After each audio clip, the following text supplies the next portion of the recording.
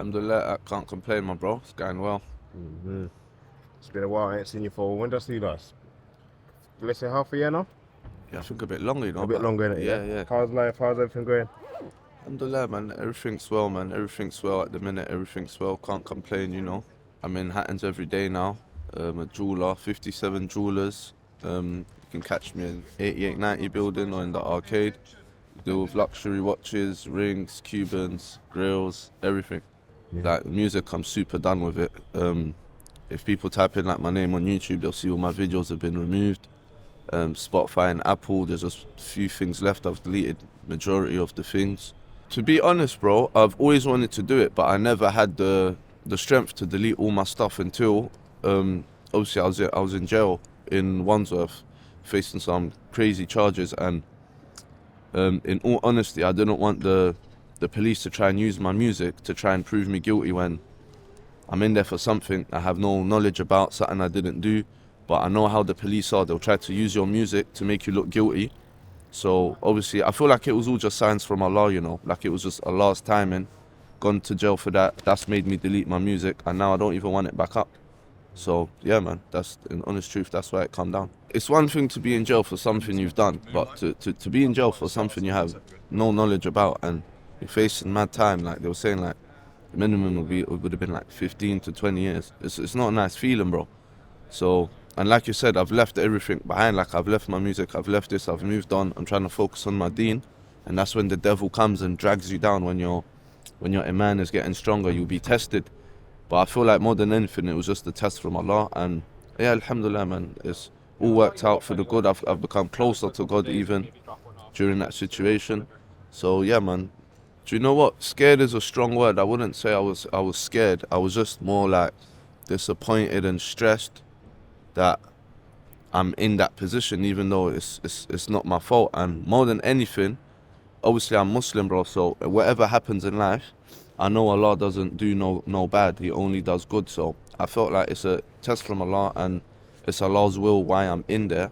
So I just thought, you know what, maybe if I was on the road, someone would have licked me down or something would have happened that's even worse. So my trust was always in Allah, to be honest. But yeah, I wasn't scared. I was more stressed for my family and my daughter and son. I always remember life could be 1,000 times worse, bro. Do you understand? Like, there's so much like fuckeries going on in the world, even like with the thing with Palestine and Israel, and there's just bare fuckeries going on in the world. So for us to be living in London, like, alone is a blessing, bro. We could have grown up like somewhere where it's proper dark. You know what I'm saying? Even if my mum didn't make the transition of building herself and moving to England from Morocco, I would have been stuck over there. And a lot of my friends and family that are over there, they're not living a pleasant life, you know what I'm saying? So yeah, I just try to better that as well, like help everyone when I can, where I can. But yeah, you just got to be grateful for life, because it can always be worse. And yeah, people need to learn to say alhamdulillah for what they have, bro. I'm not on the whole Palestine side of things now. Obviously, are you over the whole Stormzy situation with the McDonald's? Oh yeah, I've seen that. So Yeah. what's your views on stuff like that? No, I don't think Stormzy's done that in like a thing of I'm with MacD's, let me step away from the pad. I don't think it was nothing like that. I just feel like even me myself, sometimes I post stuff and archive it. I feel like he's just posted something and he's archived it, innit? And it's not that deep. I think the internet loves to take things too far, and everyone has an opinion on you when they don't even know you. Do you know what I'm saying, bro? And the amount of people I've seen doing reaction vids saying Stormzy this, Stormzy that, it's like, bro, like, let the man live, let the man breathe, bro. Do you understand? We don't know what's in his heart. Do you know what I'm saying, bro? So people will pop you down on a YouTube interview, on a podcast, just so they can get a little 2 bills from AdSense. And that's how life goes, man. Life's not fair sometimes, but that's how it goes. People just love chatting, man. And that's, yeah, the internet, the UK, like, people always say it's bad vibes, bro. Like, when you go to other places, it's not like that, innit? But people here they focus on the negatives too much, bro. Like I said, people always want something to say, and they don't even know you, bro. They might have not even seen you in life, never had a 1-minute convo with you, but they feel like they can go on the internet and chat about you for 15 minutes, bro. You don't even know anything about the person you're talking about. So it's like, to me, when I see that, I feel like, who's the strange one, you or them? Do you understand? And yeah, bro, it's just one of them ones, man. I feel like people are just clout chasers here. You know what I'm saying? Even when I was in jail, had some random youths coming up to me in the masjid, pulling out flickies, random youths that I don't know. They're asking me mad stuff like, am I cool with the Mozart youths? Like, bro, I'm from Brixton. You're asking me about West London beef. Do you know what I'm saying? And like I said, people are just clout chasers, bro. And yeah, man, that's just the world we live in, unfortunately. You get me? I'm obviously, me personally, I don't have any at this age that I am 33. I don't have no issues with nobody. I'm a grown man. My son is 14, so the times I started jumping on the roads, that's the age of my son now. So it'd be silly for me to indulge in any stupid street politics. So I just kind of try to stay away from it as far as possible. Yeah, obviously my name, my face is always going to be out there, so that you can't really run away from. But you can change people's perception of how they look at you by how you carry yourself in this world. And then what's the hardest part about running your own jewelry business? It's hard work, man. I'll say one thing for free. If you're looking to get into jewelry, it's hard work if you want to do it properly. Like, jewelry's way harder than music, for example. You know what I'm saying? Music, you download a beat, you write a verse, and then you go studio and lay it, and that's it. Whereas jewelry, bro, you could sell a watch, $100,000 watch.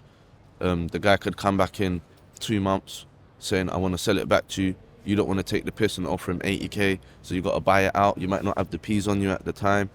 Loads of things happen, bro. Loads of things. Obviously, we got burgled on May the 29th. We lost 1.2 million in stock, and we owed people like 100 bags. So it's a game where you can take a massive L. So yeah, that damaged us, bro. They basically, when we got burgled, we had about 1.3 M in stock, and they took 1.2 M. So we was literally left with like a 80 grand ring tray. So they left us with a ring tray that was worth 80 bags, and yeah, that was literally all man's hard work. Like, the money I put in from music, this and that, over 10, 15 years of grinding, just vanished in a day, bro. Like, it was a lot to deal with. Yeah, so I feel like it was more of a setup, bro. So the people have broken into the office. They got in through they left like a window open. Someone's left the window open. They put a ladder, climbed in, and then let themselves through another office into ours. They've axed down the door. Security's meant to be present 24 hours. They weren't there that day. Alarms were supposed to be going off. The alarms never went off. And yeah, it just come like one sort of setup, bro. And it happened at like 4 a.m. I remember I was praying Fajr, so my phone, the camera in my office was pinging off, but I didn't see my phone. I was praying. But yeah, man, it was a massive L. And from then till now, it's about coming to 8-9 months now. We've just been grinding. And alhamdulillah, we're back on our feet. We're doing good. Our stock's all the way back up again. So, like I said, you can't complain, bro. Yeah, it affects man's trust levels, but obviously we can't judge someone, innit? We don't know who's responsible. We don't know anything, so we can't judge like clients coming into the store and say, yo, let's not serve him. He might, like, we don't judge, bro. But what I would say is it's changed the way like our setup is. So now we're just mad tight on security. Like, for example, if you used to break into our new office now, we have smoke alarms, we got mad alarms, the door will shut on you. You probably choke and die from the smoke in the room.